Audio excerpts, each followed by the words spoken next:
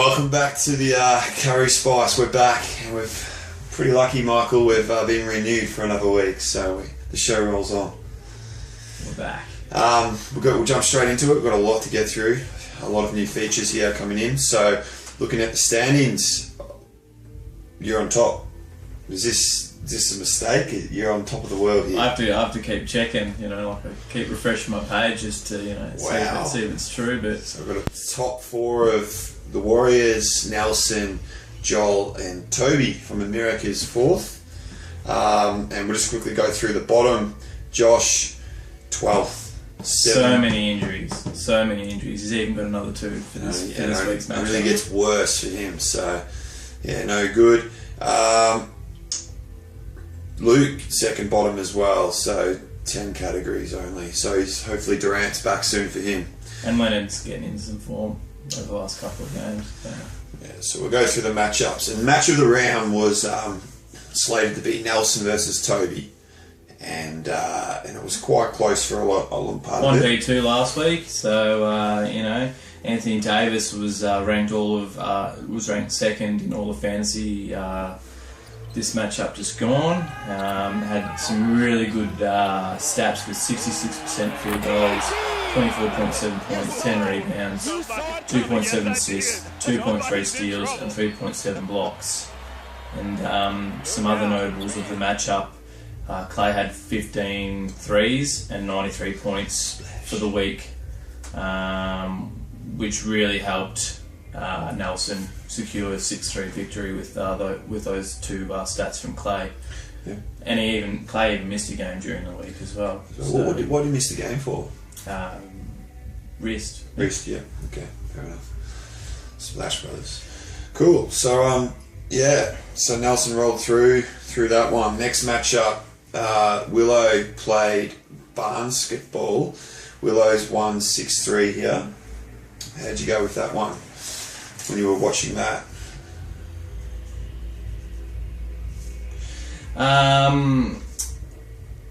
Willow had Bron and Millsap that rounded out the top 10, 9 and 10 spot of the ranks. Pretty good players there to have. Yeah. LeBron's starting to find his form. Yeah. Straight back into the MVP discussion this week. So he's doing well. Pretty good, and Cleveland are looking like the top team in the East after a slow start. You wouldn't have thought it, that they couldn't play the way they've been playing. They've got 3 All-Stars on their team. Eventually, it's going to just mesh. Yeah. Yep. Like me and you, mate. Yeah, like me and you. Next matchup. Wow. As I look here, Keyboard Warriors have just rolled through Josh McMillan's side 8-1. Could it have been 9-0 at any stage? No. Because I had turnovers, and the fact that Josh was missing just so many players. Who's he got out at the moment? You'd know. West still? West, David Lee, Batum. Batum missed all the matchup. Didn't play a single game.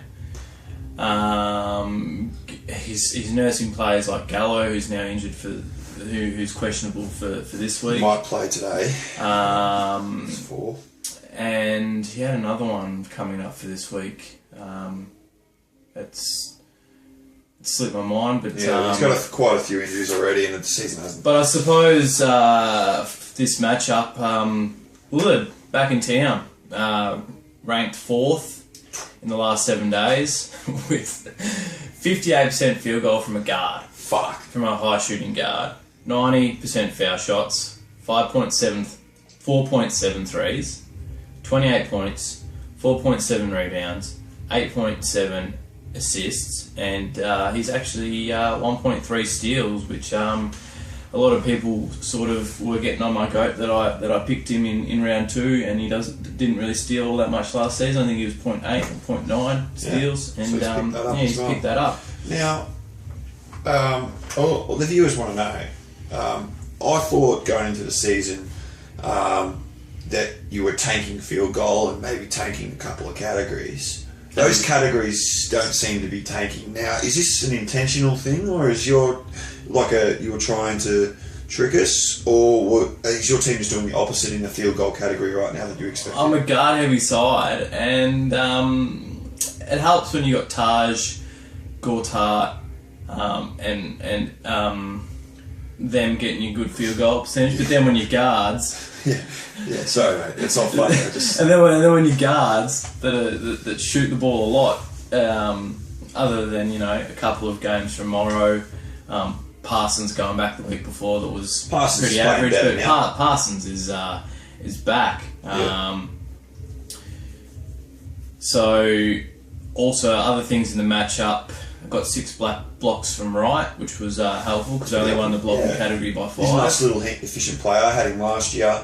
And Josh had really good weeks from Pau Gasol, who had 56, 32, 7, 2, and 10 blocks. I think Gasol's the other one that's probable for today. He should play. Yeah, I think that was the other player. And also Steph Curry had a really good week.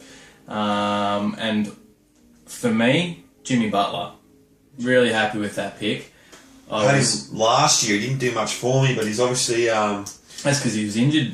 Yeah, well, he's been probable every game that he's played this year, hasn't he? I think every time Roto World update just says Jimmy Butler probable expected to play. Just saying he's injured. He's played every game. I suppose it helps when you're at Hammer Fitness every day and you're getting supplements into your boys these days. So they're firing on all cylinders. Butler had 59% field goals, 80% foul shots, 63 points, 72, 19, 8, 2 and 2.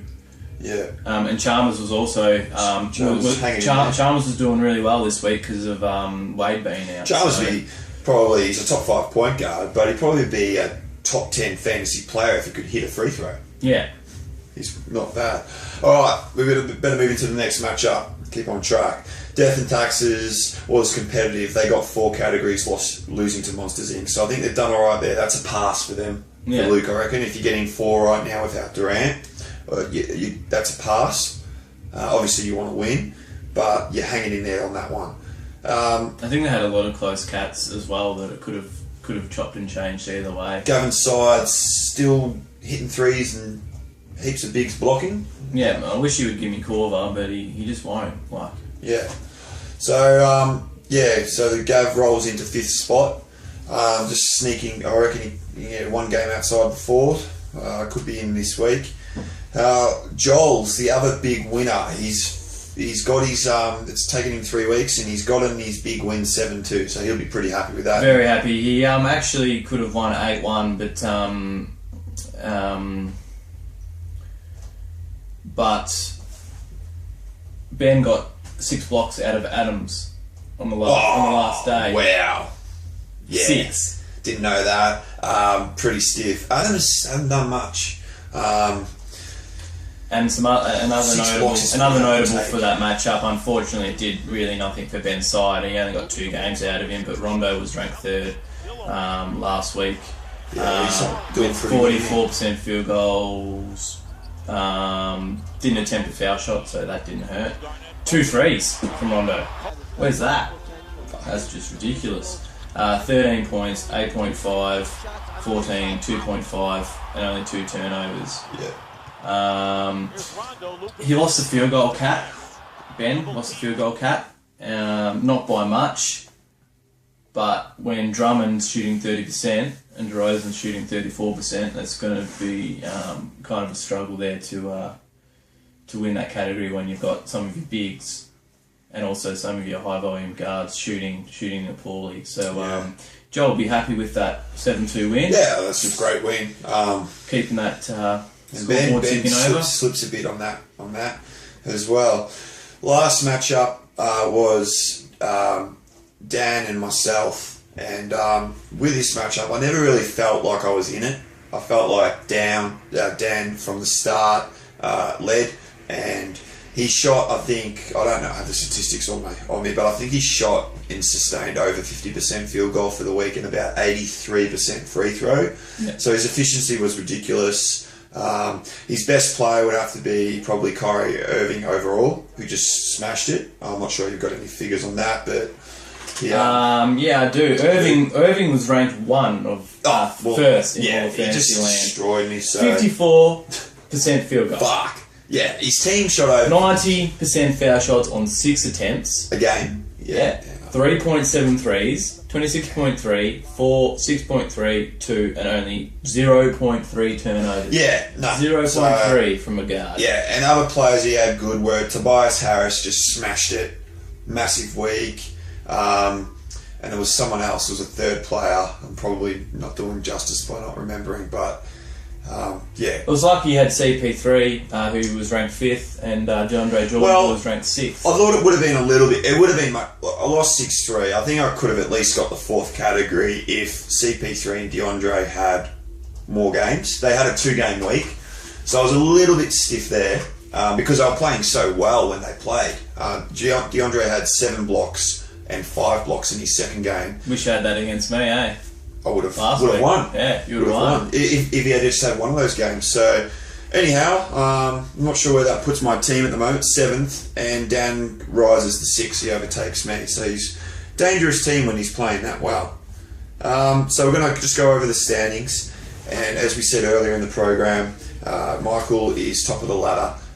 Long season though, so that may change. I started off the season poorly last year and came home with a flurry, so it could easily, I could lose the next 4 matchups and be down the bottom again. So, you just got to keep those wins ticking over in fantasy, don't you? Yeah, no doubt. I think Josh is in a bit of strife here. He's 11.5 categories out from the league. He can't afford to have another loss that heavy. He needs at least a 4-category stabiliser this week. He has to. He has to find a way, or it could be big trouble. Luke, if he can just keep if he's going to lose and he ends up losing 4-5 until he gets Durant back. Luke's only 3 games out of the top 6, so it's doable. Yeah, 3 categories without Durant. He could be he could rise the ranks pretty quickly. He needs Durant back soon, but he's hanging in there.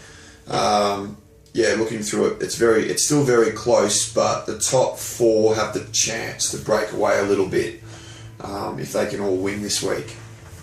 So we're going to go into, we might get done first. Waiver wire, waiver of the week. So first week was Donald Duck Sloan. Last week was Courtney Lee. Who have you gone with this week? Well, we didn't have much really to choose from this week. We had Solomon Hill, who was picked up the last day of previous matchup a week ago. There wasn't many ads this week from memory. And he had a couple of good games and a couple of average games. Dan only had Plumlee for what was it, 2 games, and in those he didn't really do much. Morrow was looking like he was going to get the award, and then he just pooed his pants and fell over the line. Literally just pooed his pants the last 2 games, and so I've dropped him. And the winner is your player, the Mac, Macklemore. Yeah. He had 38 minutes per game. He had 47% field goals, 71% foul shots, and on 2.3 attempts. Had 2.3 3-pointers per game, 14 points and 4 rebounds. Yeah, there wasn't, obviously, like you said, there wasn't much competition this week. There wasn't many ads. I think I'm leading the league in waiver wire ads, so I used all my 4, which gave me the best chance to, get a good waiver player when you're taking on so many players. So he's probably a poor man's Courtney Lee from last week. He wouldn't have beat him last week, but Morrow was on target when he had his 28 enough to get through. 28-point game and 5-6 threes, but just his last 2 games were disgusting. Were absolutely disgusting. So see you later. Like, I don't want to deal with you anymore, Morrow. You've got rid of him. Got rid of him. And you've taken on. Now, you're a little bit of a waiver slut, Michael. I can't help... Always have been. I can't help but notice you're taking my sloppy seconds. It's almost like every time I drop a player I drafted, you're just analysing that player as if it's a gold mine, and I've missed something. Are you saying Eric Gordon is capable of producing something for you this year? I was driving back from the gym last night, and we were going to the supermarket to get some steak for dinner. Just, you know, story checks out, yeah. Just want to make sure that the people can sort of relate to my life. And it got to 7:01. I was at a red light, and I thought, you know what, Morrow's last 2 games were shit. What should I do? Eric Gordon shouldn't be on your phone at a red light, mate. I was stationary. Yeah, we've got to check back on. I believe on that. If you're at a red light and you're waiting in traffic, you should be able to use your fucking phone.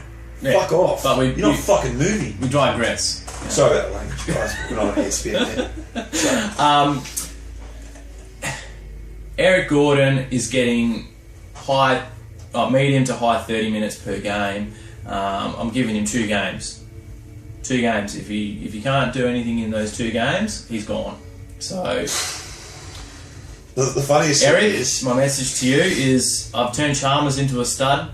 The funniest of Sean's team, so just you know, like I'm a guard myself. Mate, I thought I'd be picking Chalmers back up. No one was going to pick him up, and I just used my whole waiver position on him. Yeah, and you said Chalmers shouldn't be in the league at the start of the year. So how can I factor that into? And you were serious. How can I factor? Was I serious though? Yeah, you were. I don't know. I think you were 100% serious. I think you just. I don't know what happened. Can you trust his face? I think he had a good game before you picked him up, and you obviously Can you trust his face? Yeah, I don't think you can. Well, you were serious. It was 4 years. 4 years of talking about Chalmers not belonging in the NBA, so you wouldn't put that much effort in. Anyhow, Eric Gordon. I think he had a good game last game because I think the Pelicans had 170 points and shot 65% from the game. So. Very hard to gauge that game. I don't think they're going to shoot that good again. And yeah, we'll see today. If he gets over 30%, he's probably passing. So he plays, I think, 2:30 today. We're going to go now. This is amazing. We've had a trade. We have had a trade. And believe it or not, two trades. We've had 2 trades. But one that shouldn't be talked about. Let's talk about the one that shouldn't be talked about, that was the first trade. Should we talk about it? Well, we've got to talk. It's the first trade of the season. So, but it's not even worthy.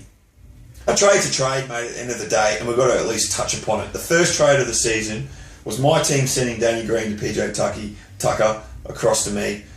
Just give me something on that. Well, initially I thought you got the better deal because Danny Green, I think Tucker, if he gets the minutes and actually becomes a starter, his upside would be more than Danny Green's. Yeah, Tucker didn't do much this week though, did he? But if you're just going to get Danny Green for his threes and sort of can deal with the other stuff and the inconsistency that Danny Green brings. And maybe get one or 2 games here and there, like each couple of weeks that are good. Then I think right now Nelson won that trade, but it's too hard to say. I'll talk you through the trade. I had flashbacks like thoughts during the week of the trade myself. Why did I do the trade? Is there any point to the trade? Can Tucker actually amount to anything? Could I be bothered having Green? So I think when I look at it and overview it, I think what I've done here is I had the better player in Danny Green, but Danny Green will always be Danny Green and will in and out, top 100 player, top 75 sometimes, in and out. If I can take Tucker and eventually if he can get his starting job, maybe he has a chance to be an inside 75 player, I don't know. In that meantime, he could easily become a waiver player during that time as well. You got to take that chance because were you going to drop Danny Green at some point? I think by going on the front foot and saying, hey, I'll give the better player outright to take on a lesser player technically, or a currently lesser player, that may have helped me in my second trade of the week. get a little bit more of what I want. Yeah. So the second trade, there was a trade last night, and It went off. I got home. I finished like 8:15 or 8:30. I got home before 9 because I live 4 k's away, and immediately I need to check my NBA. I need to check everything NBA. And Nelson's got some post saying the wow's on. Like tonight, if people wow each other, things can happen. And I'm sitting there, I'm trying to eat my dinner. I think it was like lamb shanks or something. I'm trying to get through the dinner. Talking about food again.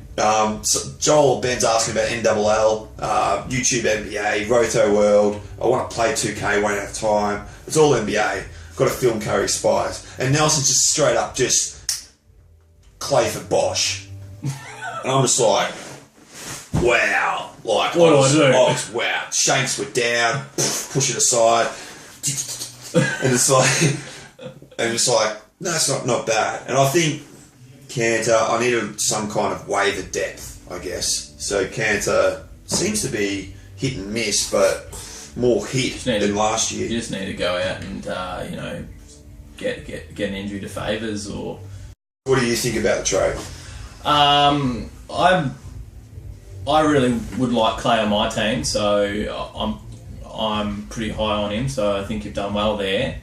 Bosch is a fantastic fantasy player. Yeah. 4-game week coming up.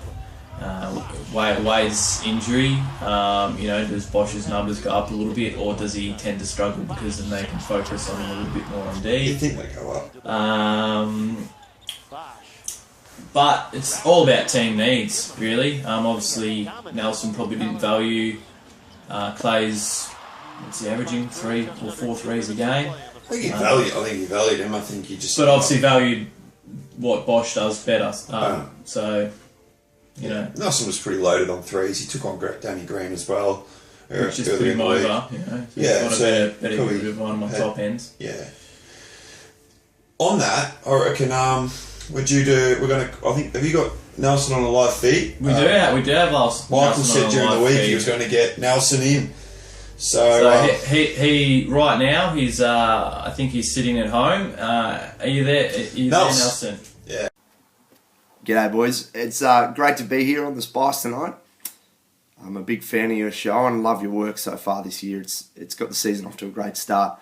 So you should get off this in a sec. Hi Jeremy, welcome to the Curry Spice and thank you for making yourself available for this interview. First question, we haven't really officially congratulated you in winning the title last season. Can you talk us through briefly on your season/finals campaign and how does it feel to be last year's GFL champion? But thanks for asking about holding the title. It's something that I'm very proud of. It was nice to get the monkey off the back in the off season. A lot of people saying that I'm a cellar dweller and a no-hit wonder, so it was good just to get off the mark and be in the elite and basically be like a lot of the other guys who have been playing for years and have a trophy next to my name. So I'm holding on to this bad boy pretty tightly and I'm not really keen to let go of it. Fantastic. On to the next question.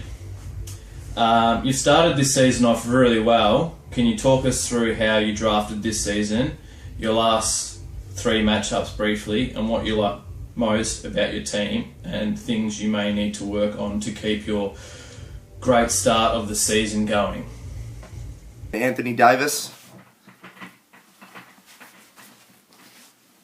my boy. Having AD on my team, it anchors my blocks, steals at the moment. He's carrying rebounds, points, field goal percentage. So it's like having two good players in your team in the one spot. So I think he was the highlight of my draft, and he went pick 2. I just got lucky that the draft time was when it was, and a week later Kevin Durant went down, so I got pretty lucky with that. Klay Thompson's been someone else who I'm loving having in the team. I took him purely as a 3-point specialist, and I didn't think he was going to be as good as what he has been. So I'm really loving his production. He's just looking like an elite scorer at the moment. So I'm loving having him on the team. Derek Favours, Al Horford's still got to find his rhythm, but I think if everyone gets on their, everyone starts humming and everyone starts clicking and starts to find a bit of rhythm, we could be pretty hard to beat should everything go the way that it should. But you know how it is, injury can cost you a season, so time will tell how we go this year. Defending the title, good question. It puts a bit of pressure on. It's good to be off to a good start and to have had a few wins, but defending the title, it gives you a bit of extra motivation and makes you a little hungrier, makes you want to make things work. And yeah, we're off to a good start, but it's a long season, and all it takes is one injury and it can derail your season. So fingers crossed that we stay healthy and a few guys can step up their production, and let's hope we can hold on to this, because I'm not planning on giving up my baby anytime soon. So I might just hold on to that for a little bit. He's champion now, so it's in the books. It's in the history books. Maybe just one more, Michael. I've got two more. You've got two more? Yep. Jeez. Christ. Question 4. How do you think your trade with Sean this week helped your team going forward? Are you talking about the Danny Green type The one? Danny Green. Yeah. The Danny Green one. Because we'll touch on the Clay and the Bosch one, maybe. Like if we do more stuff, we'll do that in the next match. I haven't actually played for us yet. So the trade with Cuz, it was a small one. I felt the league needed a small change.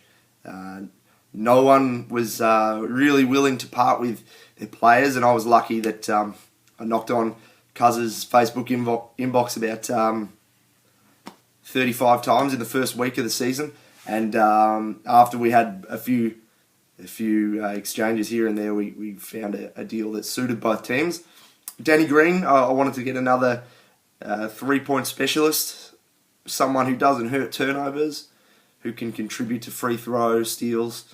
Obviously, he's not going to be a major difference maker in a lot of categories, but 3 points and his efficient kind of nature, I thought suited my team. So he was a good pickup. Getting rid of Tucker, I felt was pretty fair. He's a pretty well-rounded kind of guy as well, and gave Sean a little bit of a boost with blocks and steals. So yeah, very small deal, but good for both teams, and that's what you like to see, two teams walking away happy and no outrage about rip-off deals or anything. So I think the league is content with that one, and Sean and I are content with it too. And final question before we let you go to do whatever you need to do. Shiny trophy. You might need a shiny trophy in trophy. Put the trophy away, Nels. I've seen enough of that. Get your hands out your pants, all that sort of stuff. He's got the Anthony Davis jersey on as well. Does he? Yeah, he's wearing. We're looking at him. He does. Last question. I thought he'd already taken it off. Who do you see being the team to continue to have success this season, and who do you think may continue to struggle? So the teams to beat this year, it's tough. It's early. There's a lot of teams that are really, really struggling with injuries at the moment. A couple of honourable mentions there is Nick's team. I think it's got plenty of potential. Should Oladipo, produce what could be. Blake Griffin, still has a little bit of a upside as well. I think Nick's team's all right. He just needs to weather the storm at the moment and keep getting a few categories, sneaking a few each week, and he should be all right. I don't know if he's got the killer instinct or the drive. I don't know if he's got what it takes to win. We'll have to see with Nick, but he's got the pieces there. It's about maybe making a few moves that'll make it happen. The teams that I think are looking really good right now and that could win it, Monsters Inc. I was a little bit of a naysayer after the draft. He sort of went a punt free throw strategy, but took Mello, and I thought it's a bit of a kind they conflict each other a little bit, but the two kind of contradict each other, I guess. But no, it's working out pretty well. He's getting his 5 categories that he's targeted each week, and he's sneaking one here and there. So he's looking. Gav's always dangerous. Never ever count out Gav. He's hungry too. He's the next guy who deserves one. Obviously, the architect, sneaky, sitting about 3rd at the moment. Probably after this week, he'll get into the top 2.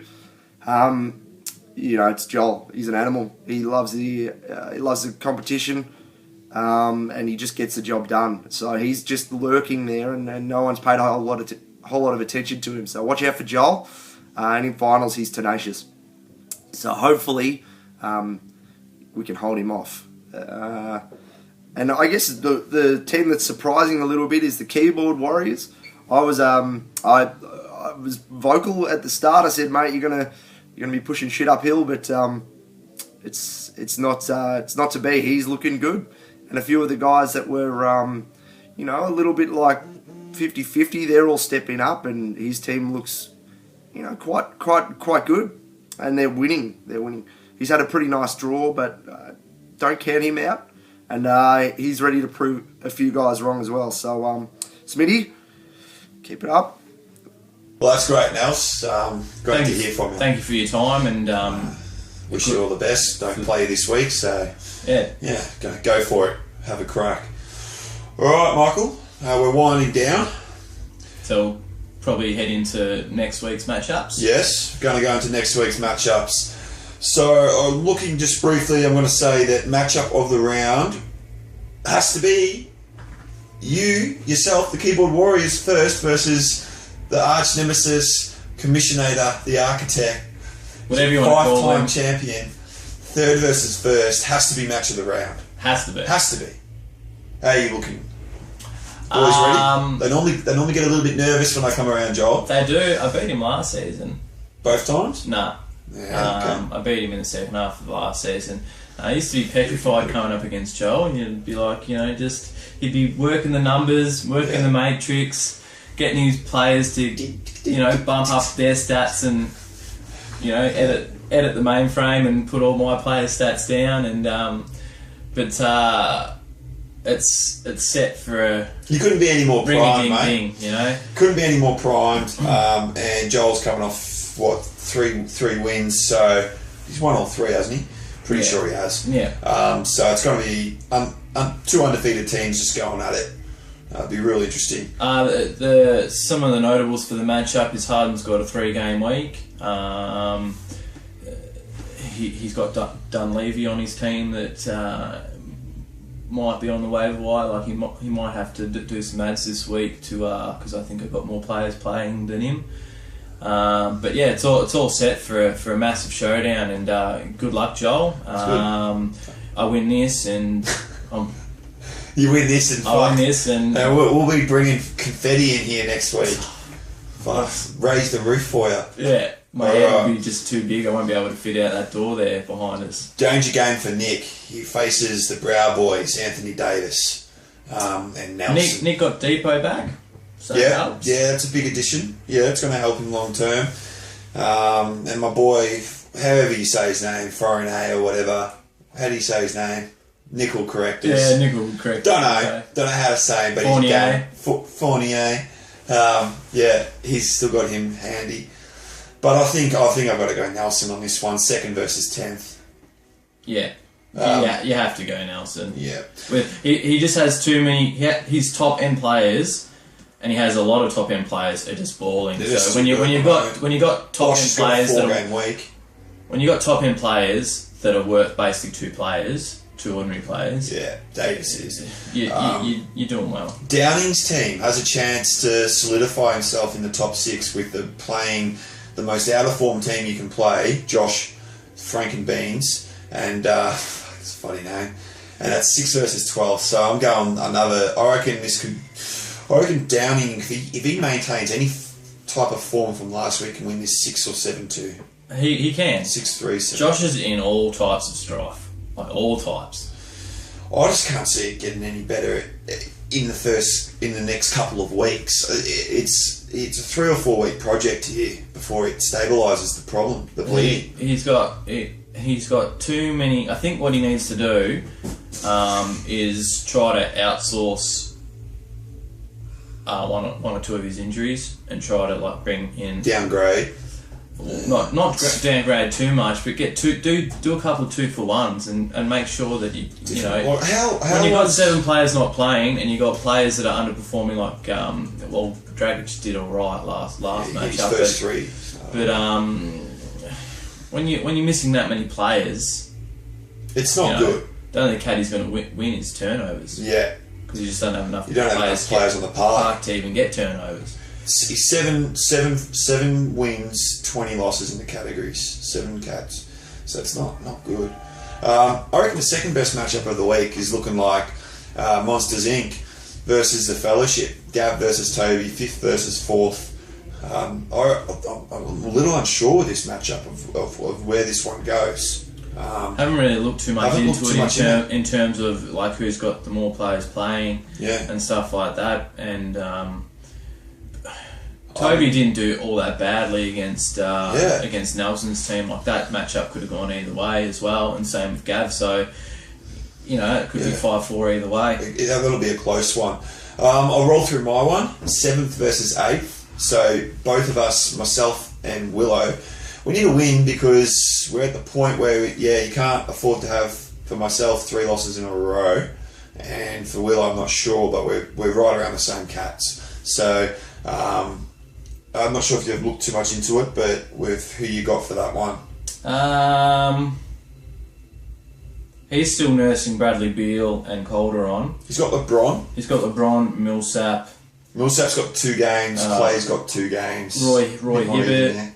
I really want Sullinger. I've been trying to work the trade phones on to get Sullinger onto my side. It's going to be a tough one. I think with 2 players out for Willow, do you have any players out? Not that I know of, no. Which is a surprise. So it's just. I'm going to back you. I'm going to back you, Sean. I need a win. We both need a win, but yeah, definitely need one. I've made a trade. I don't think it's going to be anything too drastic. Like I don't think anyone's going to lose 7-2 or 8-1 or 9-0. But I think it's going to be close. 6-3 to you, I think. I love a 6-3. Now Luke's gone 11th versus 9th. Ben. So Luke has a chance here. He does. Ben's team isn't performing very well at the moment. And now, Peyton's gone back to the bench because of Depot. And he's been playing pretty average. Roten's minutes... He's hanging in there, Roten. He is hanging in there pretty well. You give him that. If there's anyone that can hang in there, it's him. But he's still going to get the minutes. Yeah. But Sixers don't have a side. The usage must go down just a little bit. I think it was very high beforehand. But still, I mean, like a little bit of a downward spike in a few things. Obviously, he's got Rondo helping, but with this one, I reckon it's definitely Taxes has a chance to get its first win, 5-4. I think so. It has a chance here. I think so too. Like I said in the first video, Ben has a lot of what ifs. Yeah.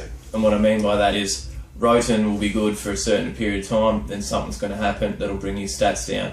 You've got Depot coming back, where it's going to affect Peyton. You've got Daniels, who's not been unleashed yet. He's a small forward, he's getting your blocks, but he just needs to be unleashed. When's that going to happen? Yeah. I really think that Luke might get his first win. Yeah. I think he's a chance. I mean, he hasn't been playing. His team hasn't been playing that bad. He's missing Durant, who's worth 2, and on a good day, 2.5 players. So, I mean, if you can just get a 5 category win here, I mean, that's a massive. He saves a week. He treads water for a week, keeps his head above water. So, it'll be interesting. Pretty sure that wraps us up. Wrap us up. Now, just lastly, do you reckon there's been 2 trades? Me and Nelson have had 2 trades. Do you reckon there'll be another trade between now and next week? It seemed to be heating up last night on Facebook, and I think people probably now that we're into the 4th week, people probably have assessed their teams, worked out, what their weaknesses are, what their strengths are, what they need to improve on, what other teams probably could give away for what you actually need. Yeah. And I think with what we saw last night is people are still prepared to trade. I think. Yeah. Even quality players. I didn't get home looking to trade. It happened. looked like Facebook was going off or ready to go off. Nelson made a pretty fair offer straight off the bat. It didn't take much more after that. It was a very clean, quick process. Wasn't much going on after that. Done. And next minute, before I lay down for bed, Clay Thompson was in my bed. So my boy's gone, Bosch, and he's got my other boy, Dwayne Wade, and he just picked up my other boy, Sean Williams. So I'm just hoping, Nelson, you look after them, mate. You look after them, and whenever you need to talk about my boys and bringing them back home, let me know. That's going to do us for... I think so. It's been a big week. Fourth session, so we're all done. Enjoy the episode, and we'll see you next week.